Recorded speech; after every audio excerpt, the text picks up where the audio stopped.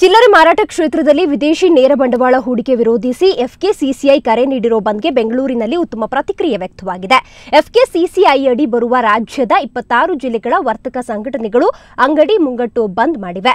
ಬೆಂಗಳೂರಿನ ವರ್ತಕರು ಸಾಂಕೇತಿಕ ಬಂದ್ನಲ್ಲಿ ಪಾಲ್ಗೊಂಡಿದ್ದು ತಮ್ಮ ಅಂಗಡಿ ಮುಂಗಟ್ಟುಗಳನ್ನು ಮುಚ್ಚಿದ್ದಾರೆ. Chamarajpet, Chickpet, Akkipet, Jayanagar, Rajajinagar, Majestic, Shivajinagar, Peenya, Brigade Road, Commercial Street ಸೇರಿದಂತೆ ಹಲವು ಭಾಗಗಳಲ್ಲಿ ಅಂಗಡಿಗಳು ಮುಚ್ಚಲಾಗಿದೆ.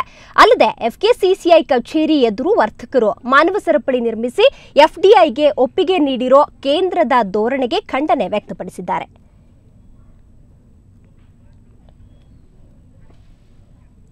ಈ ಬಗ್ಗೆ ಹೆಚ್ಚಿನ ಮಾಹಿತಿಯನ್ನು ಪಡೆಯೋಣ. ನಮ್ಮ ಪ್ರತಿನಿಧಿ ಪವಿತ್ರ ಈಗ ದೂರವಾಣಿ ಸಂಪರ್ಕದಲ್ಲಿದ್ದಾರೆ. ಪವಿತ್ರ, ದೇಶದಾದ್ಯಂತ ಚರ್ಚೆಗೆ ಗ್ರಾಸವಾಗಿರೋ ಸದ್ಯದ ವಿಚಾರ ಅಂತ ಹೇಳಿದ್ರೆ ಎಫ್ಡಿಐಗೆ ಒಪ್ಪಿಗೆ ನೀಡಿರುವಂತದ್ದು. ಸೊ ವರ್ತಕರು ಬೆಂಗಳೂರಿನಲ್ಲೂ ಕೂಡ ವಿರೋಧವನ್ನ ವ್ಯಕ್ತಪಡಿಸಿದ್ದಾರೆ, ಅಂಗಡಿ ಮುಂಗಟ್ಟುಗಳನ್ನು ಮುಚ್ಚಿದ್ದಾರೆ. ಬೆಂಗಳೂರಿನಲ್ಲಿ ಒಟ್ಟಾರೆ ಯಾವ ರೀತಿಯ ಒಂದು ಪ್ರತಿಭಟನೆ ವ್ಯಕ್ತವಾಗ್ತಾ ಇದೆ?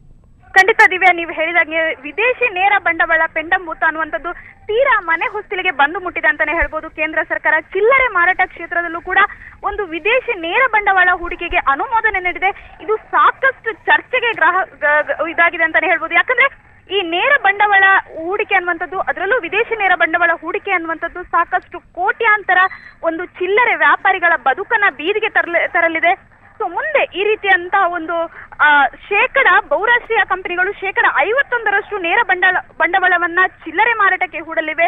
ಸೊ ಇದಕ್ಕೆ ಕೇಂದ್ರ ಸರ್ಕಾರ ಅನುಮೋದನೆ ನೀಡುವಂತದ್ದು ಎಲ್ಲಾ ಚಿಲ್ಲರೆ ವ್ಯಾಪಾರಿಗಳ ಒಂದು ಆಕ್ರೋಶಕ್ಕೆ ಕಾರಣವಾಗಿದೆ. ಇವತ್ತು ಬೆಂಗಳೂರಿನ ಬೀದಿಯಲ್ಲೂ ಈ ಒಂದು ಚಿಲ್ಲರೆ ವ್ಯಾಪಾರಿಗಳು ತಮ್ಮ ಅಂಗಡಿ ಮುಗ್ಗಟ್ಟುಗಳನ್ನ ಮುಚ್ಚಿ ಪ್ರತಿಭಟನೆಯನ್ನ ನಡೆಸಿದ್ರು, ರ್ಯಾಲಿಯನ್ನ ನಡೆಸಿದ್ರು. ಈಗ ಎಫ್ಕೆಸಿಸಿಯಲ್ಲಿ ಸೇರಿದ್ದಾರೆ. ಎಲ್ಲ ಒಂದು ವರ್ತಕರು ಮಾನವ ಸರಪಳಿಯನ್ನ ನಿರ್ಮಿಸಿ ಕೇಂದ್ರ ಸರ್ಕಾರ ನಮ್ಮ ಬದುಕನ್ನ ಒಂದು ರೀತಿ ಚೆಲ್ಲಾಟವಾಡ್ತಾ ಇದೆ, ವಿದೇಶಿಗರಿಗೆ ಅನುವು ಮಾಡಿಕೊಟ್ಟು ಸ್ವದೇಶದ ನಮ್ಮ ಒಂದು ಏನು ನಾವು ಸಣ್ಣ ಪುಟ್ಟ ವ್ಯಾಪಾರ ಮಾಡ್ಕೊಂಡಿದೀವಿ ಅದಕ್ಕೂ ಕೂಡ ಕುತ್ತು ತರ್ತಾ ಇದೆ ಅನ್ನುವಂತ ಒಂದು ಆಕ್ರೋಶ ವ್ಯಕ್ತಪಡಿಸಿ ಅಂಗಡಿ ಮುಗ್ಗಟ್ಟುಗಳನ್ನ ಮುಚ್ಚಿ ಪ್ರತಿಭಟನೆಯನ್ನು ನಡೆಸ್ತಾ ಇದ್ದಾರೆ. ಕೇಂದ್ರ ಸರ್ಕಾರದ ಈ ಒಂದು ನಿರ್ಲಕ್ಷ್ಯ ಧೋರಣೆಗೆ ವಿದೇಶಿ ಒಂದು ಕಂಪನಿಗಳೇ ಮಣೆ ಹಾಕುವಂತ ಒಂದು ಅವರ ಒಂದು ನೋಟಕ್ಕೆ ಖಂಡಿತ ಒಂದು ತೀವ್ರ ಆಕ್ರೋಶವನ್ನ ವ್ಯಕ್ತಪಡಿಸ್ತಾ ಇದ್ದಾರೆ. ದಿವ್ಯಾ, ಪವಿತ್ರದ ಜೊತೆಗೆ ಇದ್ರ ಮೇಲೆ ಯಾರು ಬಲವಂತ ಇರೋದಿಲ್ಲ, ಬೇಕಾದಲ್ಲಿ ರಾಜ್ಯ ಸರ್ಕಾರಗಳು ಎಫ್ಡಿಐ ನಿಂದ ಹೊರಗುಳಿಬಹುದು ಅನ್ನೋದು ಪ್ರಧಾನಿ ಸಿಂಗ್ ಅವರ ಮಾತಾಗಿರುತ್ತೆ. ಸೊ ಸಾಮಾನ್ಯ ವರ್ತಕರು, ವ್ಯಾಪಾರಿಗಳು ಅಂತ ಏನಿರ್ತಾರೆ, ತಮ್ಮ ಕಾರಣವನ್ನ ಯಾವ ರೀತಿ ಅವರು ವ್ಯಕ್ತಪಡಿಸ್ತಾರೆ ಅಂತ?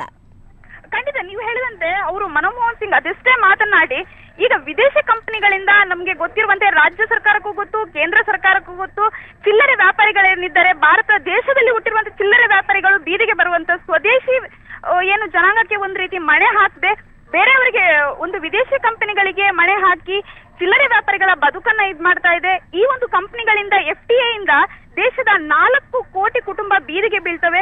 ಸೊ ವಿದೇಶಿ ಕಂಪನಿಗಳು ಕೇವಲ ಒಂದು ಈ ರೀತಿಯ ಒಂದು ಚಿಲ್ಲರೆ ನೇರ ಹೂಡಿಕೆ ಮಾಡಿದ್ರೆ 21 ಲಕ್ಷ ಜನರಿಗೆ ಮಾತ್ರ ಉದ್ಯೋಗ ನೀಡಲಿ ಒಂದು ಸಾಧ್ಯವಾಗುತ್ತೆ.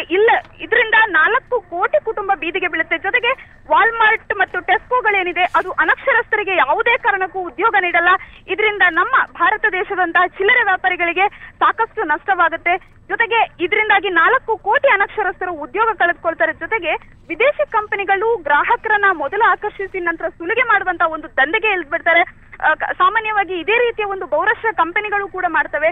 ಜೊತೆಗೆ ಮಾಲ್ಗಳಲ್ಲಿ ಏನಿದೆ ಕ್ರೆಡಿಟ್ ಕಾರ್ಡ್ ಪದ್ಧತಿ ಇದೆ, ಅದನ್ನ ಈ ರೀತಿ ಚಿಲ್ಲರೆ ಮಾರಾಟಕ್ಕೂ ಅನ್ವಯಿಸಿ ಚಿಲ್ಲರೆ ವ್ಯಾಪಾರಿಗಳ ಒಂದು ಶಾಶ್ವತವಾಗಿ ಅವರು ತಮ್ಮ ವ್ಯಾಪಾರವನ್ನ ಕಳೆದುಕೊಳ್ಳುವಂತಾಗುತ್ತೆ. ಅವರ ಇಡೀ ಬದುಕು ಏನಿದೆ ಅದು ಬೀದಿಗೆ ಬರುವಂತಾಗ್ತದೆ. ದಿವ್ಯಾ, ಪವಿತ್ರ, ಅದ್ರ ಜೊತೆಗೆ ಈ ಒಂದು ನೀತಿಯಿಂದ ಹಿಂದೆ ಸರಿಯುವಂತಹ ಪ್ರಶ್ನೆಯೇ ಇಲ್ಲ ಅನ್ನೋದು ಕೇಂದ್ರ ಸರ್ಕಾರದ ಮಾತಾಗಿರುತ್ತೆ. ಆದ್ರೆ ರಾಷ್ಟ್ರದಾದ್ಯಂತ ಒಂದು ರೀತಿ ಪ್ರತಿಭಟನೆ ತೀವ್ರವಾಗಿ ಮುಂದುವರೆದಿದೆ. ಸೊ ಮುಂದಿನ ನಡೆ ಏನು ವರ್ತಕರದ್ದು? ಬೆಂಗಳೂರಿನ ವರ್ತಕರ ಮುಂದಿನ ನಡೆ ಏನು ಅಂತ? ಖಂಡಿತ ನೀವು ಹೇಳಿದಂಗೆ ಈ ಕೇಂದ್ರ ಸರ್ಕಾರವಾಗ್ಲಿ ರಾಜ್ಯ ಸರ್ಕಾರವಾಗ್ಲಿ ಈ ದಿಢೀರ್ ನೀತಿಯಿಂದ ಇವರು ವರ್ತಕರು ಸಾಕಷ್ಟು ಶಾಕ್ಗೆ ಒಳಗಾಗಿದ್ದಾರೆ. ಜೊತೆಗೆ ಯಾವುದೇ ಕಾರಣಕ್ಕೂ ವಿದೇಶಿ ಕಂಪನಿಗಳು ಏನಿದೆ ನೇರ ಹೂಡಿಕೆ ಮಾಡಬಾರ್ದು ಅನ್ನುವಂತ ಒಂದು ದಿಟ್ಟ ನಿಲುವನ್ನ ಕೂಡ ತಾಳಿದ್ದಾರೆ. ಯಾವುದೇ ಕಾರಣಕ್ಕೂ ಒಂದು ವೇಳೆ ಮಾಡಿದ್ರೆ ನಾವು ಕೇಂದ್ರ ಸರ್ಕಾರದ ವಿರುದ್ಧ, ರಾಜ್ಯ ಸರ್ಕಾರ ವಿರುದ್ಧ ದೊಡ್ಡ ಯುದ್ಧವನ್ನೇ ಹೂಡ್ತೀವಿ ಅನ್ನುವಂತಹ ಮಾತನ್ನ ಹೇಳಿದ್ದಾರೆ. ಯಾವತ್ತು ಕೇಂದ್ರ ಸರ್ಕಾರ ಈ ನಿಲುವಿನಿಂದ ಹೊರಗುಳಿಯುವುದಿಲ್ವೋ ಅಲ್ಲಿವರೆಗೆ ನಮ್ಮ ಹೋರಾಟ ನಿರಂತರವಾಗಿರುತ್ತೆ. ಯಾವುದೇ ಕಾರಣಕ್ಕೂ ಅಂಗಡಿ ಮುಗ್ಗಟ್ಟುಗಳನ್ನ ನಾವು ಒಂದು ರೀತಿ ತೆರೆಯೋದಿಲ್ಲ, ವ್ಯಾಪಕ ಹೋರಾಟವನ್ನ ಮಾಡ್ತೀವಿ ಅನ್ನುವಂತ ಒಂದು ಮಾತು ಕೇಳಿ ಬರ್ತಾ ಇದೆ.